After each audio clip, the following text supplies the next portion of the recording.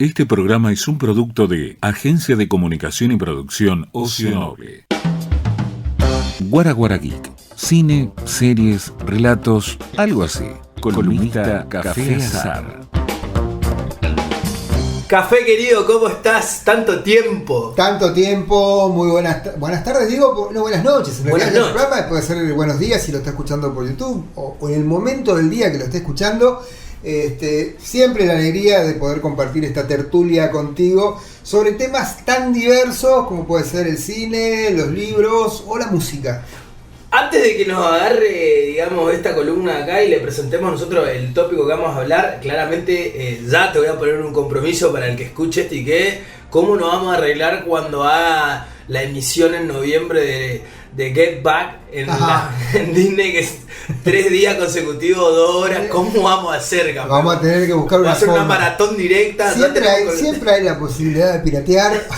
Tampoco, yo no me preocupo, sé que es cuestión de esperar algunos días, Es la paciencia, ¿no? Y tener la paciencia para poder verlo, eso que seguramente va a ser maravilloso y que ya antes está generando toda una movida, ¿no? Qué locura, ¿no? Qué increíble. 6 horas. 6 horas. No es para cualquiera. Mucho material que quedó fuera de la película. Vos sabés que yo me acuerdo cuando vi la película en el cine del barrio, en Buenos Aires, donde vivía, la vi junto a Vivir y Dejar Morir de James Bond y Let It Be. Ese era el plan del sábado a la tarde del cine. Y ya en ese momento se veía todo el conflicto interno, ¿no? De Beatles y las pullas y los líos. Creo que acá se va a agregar muchas cosas más, se van a ver muchas cosas más que tienen que ver con ese proceso, pero además un proceso de crisis de una banda que además generaba y seguía generando arte, ¿no? O sea, eso es fabuloso, ¿verdad? Bien, entonces vamos a aprendernos de esa parte para no extenderla, de crisis y arte. Claro. Qué lindo nombre que viene, nombre compuesto y apellido, creo Claro, que es así, la crisis. dice que y las el muestras arte. se llaman, qué sé yo, Animarte, bueno, esto sería Cris Arte. Muy activo, estuvieron muy activas las redes sociales sobre claramente cada vez que vienen los premios. Claro. ¿Sí? Esto sucede, digamos, los grandes premios de la academia pasan a nivel global, nos pasa a nosotros con los Martín Fierro, Claro. nos pasa con los premios Gardel y bueno, y nosotros nos estuvimos cruzando en las redes, ¿no? Estos dimes y diretes que empezaron a aparecer, digamos, acerca de las premiaciones de los Claro. Grammy, ¿no? Y ahí entonces dije yo, hagamos esta columna con café que siempre tiene la otra cara de la luna, por lo menos de mi mirada, y tratamos de congeniar, digamos, en qué se convierte todo. Claro. ¿Cómo es el punto de inicio para poder entender a varias aristas, ¿no? Al reggaeton, Ajá. a la música latina en sí y a las premiaciones, Claro, ¿no? a la llamada, digamos, música urbana, ahora Urbano, tiene, claro. ese es el catálogo, ¿no? Sí. Pero vayamos por partes, Claro. dijo Jack el Destripador. Así es. Vamos a comenzar quizás con ya una previa, un llamado previo a boicotear los Grammy que se hizo creo que en el 2007. 2007 creo que fue, ahí estaba Maluma, estaba varios de los integrantes de lo que se llamaba reggaetón todavía en ese momento, ya empezaba a plantearse como música urbana, como canción urbana, porque no habían sido nominados, ¿no? Después pasó el tiempo, en realidad si uno hace el análisis y cuando ve los premiados, se da cuenta que en realidad siempre estuvieron premiados este tipo de género y este tipo de música. Claro. O sea, a veces más, a veces menos, pero siempre lo estuvieron. No es una censura ni cancelación a lo que escucha. Nada. No es que están pensando, no, Claro, esta música no sirve. no sirve, claro. Claro. Bueno, algo parecido pasó con J Balvin en los Grammy de este año, en las ternas de los Grammy de este año, porque a diferencia del año pasado, que había tenido 13 nominaciones, tenía pocas, digamos. Entonces mandó un tweet así un tanto desafortunado diciendo vamos a boicotear la entrega de los Grammy. Una cosa así, no vayamos. Y poniéndose en la voz de todo lo que hace música urbana, ¿no? Claro. Y ahí se armó un cierto revuelo, aparecieron los de Orillá también diciendo, che, loco, nosotros fuimos los que empezamos allá hace tiempo con esto. Claro. Y J Balvin no nos representa. Después apareció René de Calle 13, que fue quizás el impacto, ¿no? En una historia de Instagram, el tipo le plantea a J Balvin, bueno, que no tiene que hacer eso, porque encima este año los Grammy van a homenajear a Rubén Blades, uno de los grandes músicos de la cultura latina Sí. y mundial también, ¿por qué no?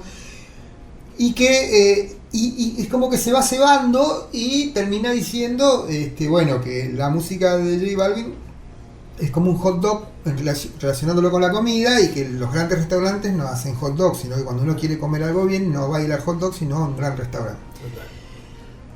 Paradójicamente, al poquito tiempo, a las pocas horas, desaparece ese video. Y ahí dice, bueno, uno, ¿qué pasó acá? ¿Qué sé yo? Balvin manda un tweet diciendo respeto tu opinión. Pero no la comparte. Pero claro, y al toque lanzó un merchandising de, no sé, remeras, gorras, todos con hot dog, ¿no? Claro. Hizo un negocio, pero al toque, ¿no? O sea, Sí, sí, rapidísimo. Algo provocó ahí el enojo de René de Calle 13, que vuelve a subir otro video y ahí dice que en realidad J Balvin lo había llamado llorando para que bajara lo que él había dicho, y él acordó en bajarlo mientras no hablaran más del tema. Lo que pasa es que después J Balvin siguió con esta cuestión y ahí... Con la foto. Exacto, la foto en el carrito del hot dog y demás. Bueno, esto sería lo anecdótico. A partir de ahí, bueno, y otra cosa que se planteaba era si el Grammy, porque un poco Balvin planteaba que el tema del prestigio dentro de los Grammy, y René decía que los Grammys en realidad, bueno, si bien son el premio de la industria, abren el juego a un montón de grupos, de bandas, de música, que por ahí no tienen acceso a las grandes ligas comerciales del mercado de la música, y eso permite que puedan hacer alguna gira, alguna cosa más allá del lugar donde están, ¿no? Le da como el prestigio al artista. Exactamente. El empujón necesario de la industria. Exactamente. Diferenciando y hablando de los Billboards, que son los premios de la revista Billboard, que se encargan más que nada de ranking. Una revista Billboard uno encuentra el ranking de todo el mundo, de todas las ciudades y demás. Los Grammy, acá para la gente que quiere entender un poco, digamos, son como los premios de la Academia de la Música, como los Oscar también, digamos.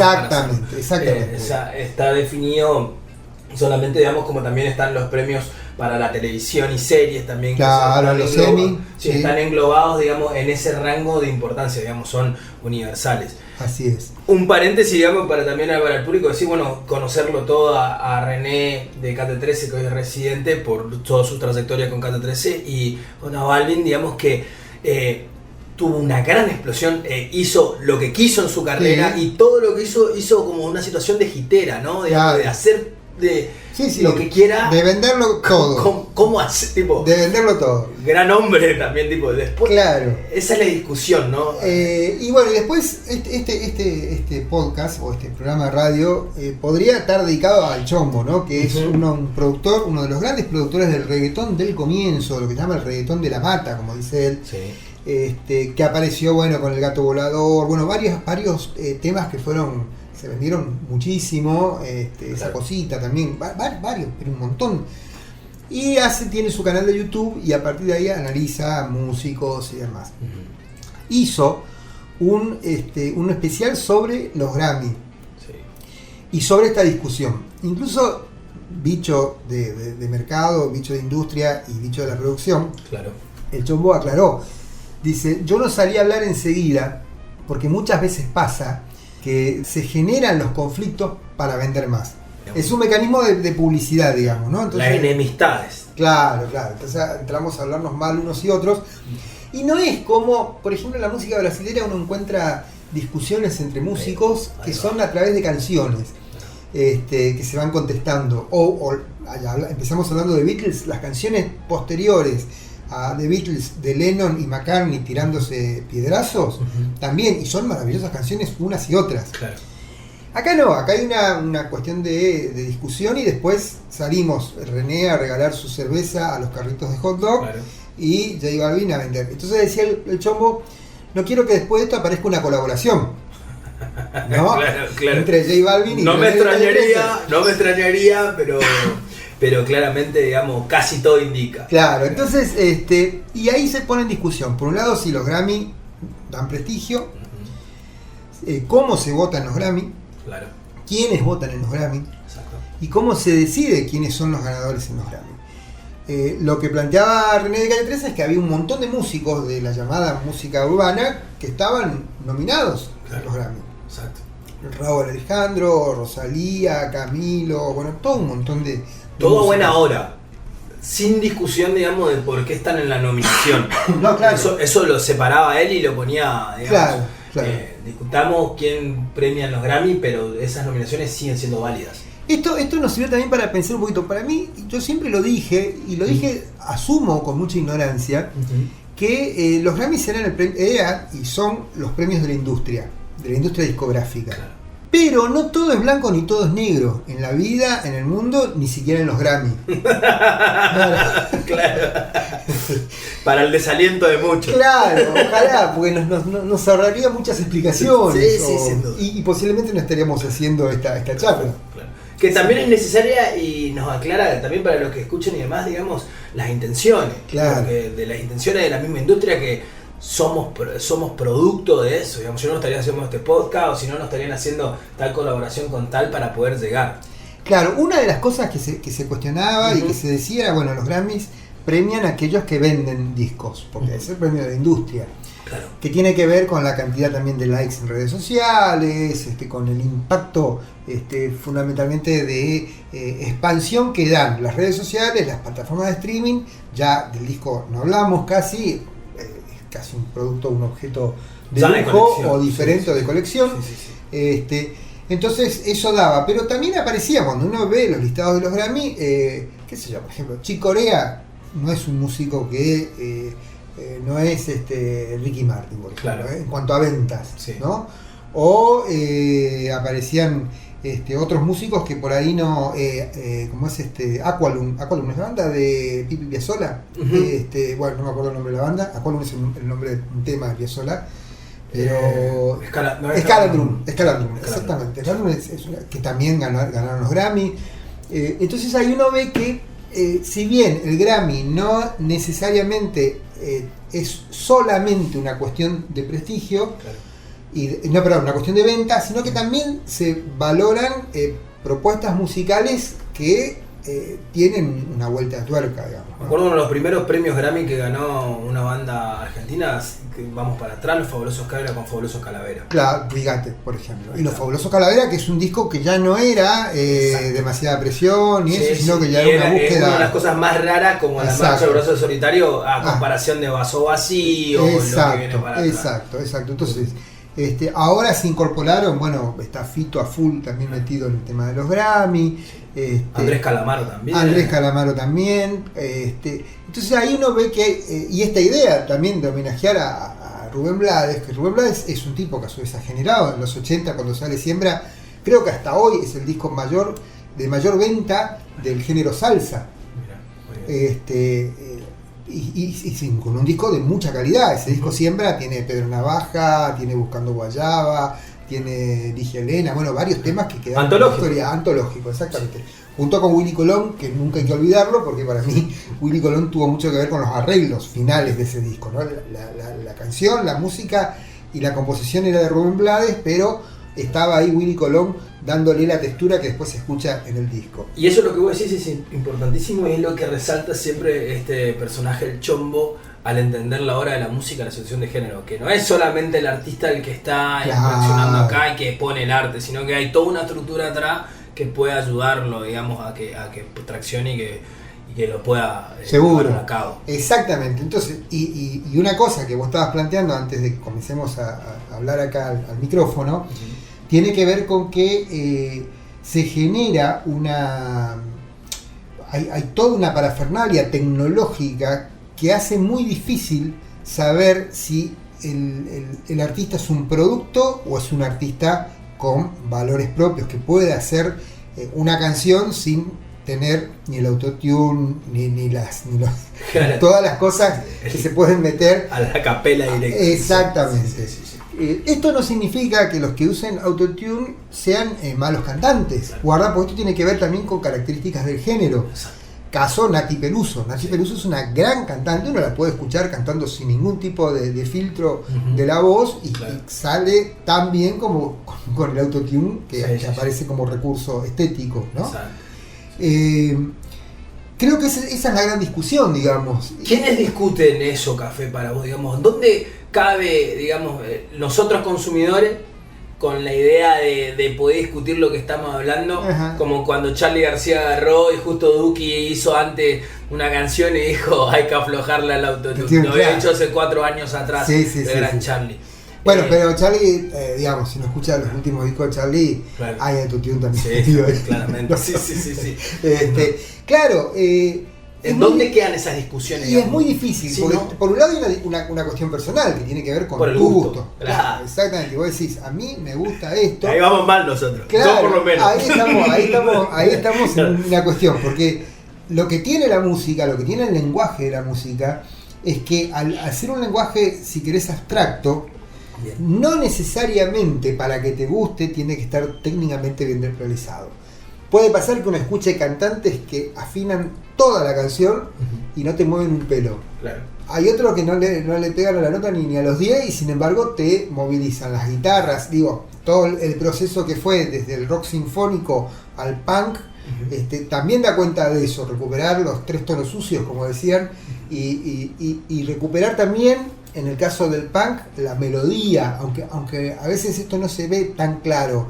Los grupos punk recuperaron líneas melódicas, a diferencia de la cosa armónica más compleja que tenían los grupos de rock sinfónico, ¿no? Totalmente, entiendo. Pero tanto a mí, yo puedo escuchar Yes y puedo escuchar, no sé, 2 minutos, Claro, ¿no? O sea, en lo que se refiere a mi gusto. Sí, total. Yo podría pasar por eso y era una discusión que ni quisieron pasarla con la generación, creo, tan espontánea del indie, ¿no? Del indie Claro. argentino y con la oleada del Matú, Policía Motorizado, que es exactamente lo que vos estás diciendo, digamos, decir, bueno, uno se pone quisquilloso en el gusto y dónde está el arreglo, dónde está la Claro. armonía, tipo, por la voz y que en realidad, tipo, me parece que cuando yo te preguntaba quiénes son los que pelean y discutan esto, digamos, queda como para charlas académicas. Después hay mucho gusto. Y hay mucho de gusto y hay mucho también de negocio. Sí, O sea, Sin duda. y de algoritmo, también definiendo tu propio gusto, ¿no? Y creando una subjetividad. Yo creo que ahí es donde uno tiene que tener una mirada crítica por ejemplo, hoy me pasó esto. Estaba escuchando, te comenté, el Tiny Desk de Nicki Nicole. sí. Y me gustó mucho y la escuché cantar, y la escuché cantar muy bien a Nicki Nicole y con canciones muy lindas. Pegado a eso, me apareció el de J Balvin. Bien. Y vos sabés que yo a J Balvin lo tenía escuchado así lejano, por ahí a veces se lo pasa en la radio, qué sé yo, y no me gustaba. Escuché la versión que hizo del tema de Metallica y me quise morir porque es horrible. Claro. O sea, nunca hubiera dado 2 mangos por J Exacto. Balvin. Sin embargo, escuché esa presentación casi acústica con músicos y demás, y no está fea. Bien. ¿Eh? Claro. Sí. O por lo menos para mí no está fea. No, por eso. Y ahí digo, ¿cuántas veces nosotros, esto de que el blanco y el negro, en el arte es complicado, porque justamente lo que tiene, lo poético es esa inefabilidad, esa imposibilidad de atrapar, y que no sabes por dónde te pega, pero te gusta. Entiendo. ¿Eh? Para cerrar un poco entonces la situación de la premiación y de lo que hizo René contra J Balvin y la situación de referentes, ¿no? Porque Sí. pegó mucho con la situación de referentes. Bueno, si lo dice René. Claro, y además digo, la discusión también, y ya para que es otro- salgan los reggaetoneros iniciales, ¿no? Claro, Como de exactamente. A poder apoyar este tipo de cosas, porque claro, ellos también tienen una situación de gustos. Obvio, y de obvio. esa mutación de sonido del reggaetón central, de sus 5 tonos, de lo que siempre fue, a que la industria diga, ¿sabes qué? Vamos a hacer el ¿cómo se llama? La categoría música urbana, Y ahí donde entra abrazamos todo y nos olvidamos solamente del reggaetón. Y para esto aparece ahí nuevamente el Chombo diciendo, bueno, esto es pop. Y el pop no es un género, eso me parece un hallazgo. Sí. El pop no es un género, el pop es una estrategia de apropiación de ritmos, melodías, cultura, si querés. Fue duro escucharlo, digamos, entender de eso, que ese concepto del pop como un parásito que Sí. se retroalimenta de todo lo que viene y lo transforma para un bien. En algún momento fue el flamenco, después habrá sido el jazz, después habrá sido el hip hop, después fue el rap, después fue el reggaetón, ahora será el trap.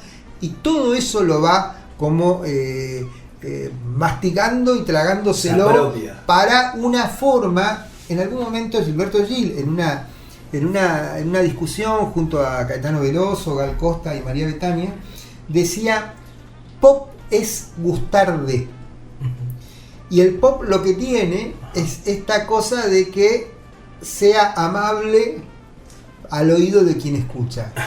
Mirá, muy bien. Y el ser amable, en el ser amable se mezcla el artista que genera una obra que vos decís me gusta, y el producto que también apunta a ser amable para que vos lo escuches.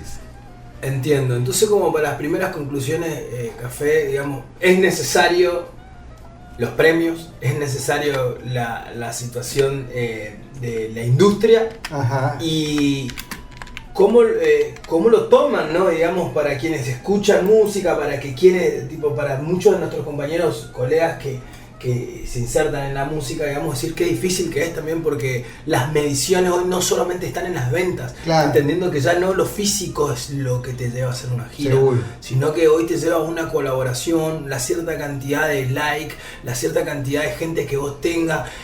Pero además digo, y disculpame Sí. esto, negro, el tema es que esto, además, esta posibilidad de postear tu trabajo en internet, en donde fuera, hace que se pueda escuchar en algún lugar que por ahí es imposible pensarlo, qué sé yo, no sé.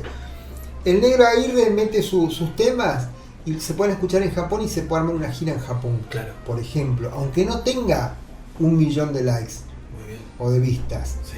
¿no? Si uno ve algunas, sobre todo en las plataformas de streaming, ve la cantidad de vistas o la cantidad de escuchas que tienen las canciones, a ver si hay canciones que no tienen tantas y sin embargo giran por todos lados. Claro. Sí, estoy pensando y vemos como que qué difícil lo que nos coloca a nosotros entre el gusto y lo que nos demanda las situaciones, digamos, de los algoritmos. Claro. No sé, digamos, hoy celebramos que Bizarrap sea el artista de música en la Argentina más escuchado o más visitado, un productor. Claro. Decimos, y le tenemos vivo a un montón de otros artistas. No, obvio, Digo, pero además digo, y en esto sí me parece, Bizarrap es un gran artista. Sin duda. Como productor. Sin duda. Obviamente, ¿no? Hay otros también que son grandes artistas y que no están en esa liga que tiene que ver con el mercado, la industria y la música que se escucha en este momento, además. Claro. ¿No? O sea, Bizarrap es producto de todo esto, de la canción urbana, del reggaetón, de todo ese laburo, pero con una perspectiva, te diría, musical muy amplia, muy amplia. Recomiendo la entrevista que le hace David Broncano en La Resistencia, el programa La Resistencia, a Bizarrap.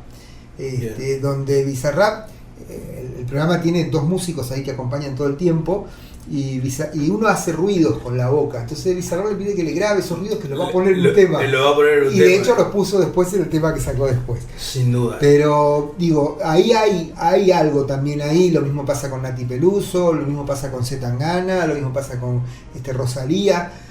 Géneros que por ahí yo en otro momento no hubiera escuchado o me hubiera negado a escucharlo de alguna manera. Sí. Encuentro que hay una perspectiva, una mirada artística que lo sostiene, ¿no? Más allá del producto. Obvio que me llega como producto, pero Claro. además después yo escucho y veo que no es solamente